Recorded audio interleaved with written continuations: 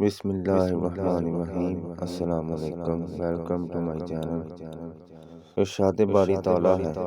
ترجمہ: اے ایمان والو، تم پر روزے فرض کیے گئے جیسے تم سے پہلے لوگوں پر فرض کیے گئے تھے تاکہ تم پرہیزگار بن جاؤ۔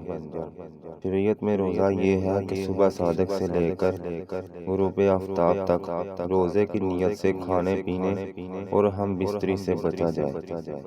روزہ بہت قدیم عبادت ہے۔ حضرت آدم علیہ السلام سے لے کر ہماری شریعت سمیت تمام شریعتوں میں روزے فرض ہوتے چلے آئے ہیں۔ اگرچہ گزشتہ امتوں کے روزوں کے دن اور احکام ہم سے مختلف ہوتے تھے۔ رمضان کے روزے 10 شعبان 2 ہجری میں فرض ہوئے تھے۔ آیت کے آخر میں یہ بھی بتایا گیا کہ روزے کا مقصد تقویٰ اور پرہیزگاری کا حصول ہے۔ روزے میں چونکہ نفس پر سختی کی جاتی ہے اور کھانے پینے کی حلال چیزوں سے بھی روک دیا جاتا ہے، اس سے اپنی خواہشات پر قابو پانے کی مشق ہوتی ہے، جس سے ضبط نفس اور حرام سے بچنے پر قوت حاصل ہوتی ہے، اور یہی ضبط نفس اور خواہشات پر قابو وہ بنیادی چیز ہے جس کے ذریعے آدمی گناہوں سے رکتا ہے۔ شریعت کی زبان میں تقویٰ کا عمومی معنی یہ ہے کہ عذاب کا سبب بننے والی چیز یعنی ہر چھوٹے بڑے گناہ سے نفس کو بچایا جائے۔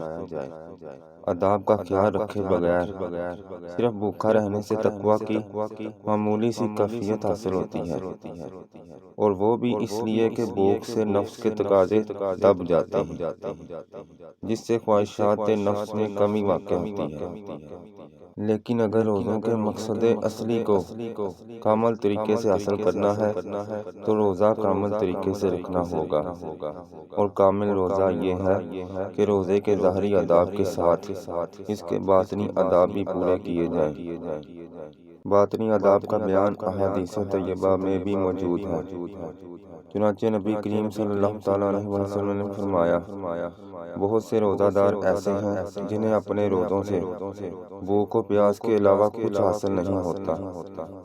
اس کا ایک معنی یہ ہے کہ کوئی شخص روزہ رکھ کر حلال کھانے سے تو رک جائے لیکن لوگوں کا گوشت کھاتا رہے، یعنی غیبت کرتا رہے، جو حرام اور کبیرہ گناہ ہے۔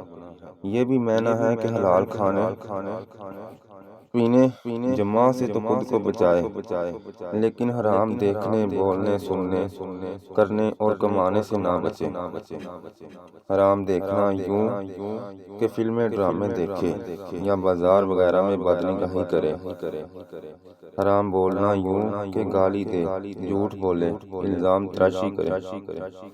حرام سننا یوں کہ گانے سنے، غیبت کی طرف کان لگائے۔ حرام کرنا یوں کہ دوسروں کا دل دکھائے، مار داڑ، طعن و تشنیع میں لگا رہے۔ حرام کمانا یوں کہ کاروبار میں جھوٹ، خیانت، ملاوٹ اور دھوکے سے باز نہ آئے، یا نوکر پیشہ ہے تو رشوت کے بغیر کام نہ کرے یا اپنی ذمہ داری پوری نہ کرے اور یوں اس کی تنخواہ میں حرام داخل ہو جائے۔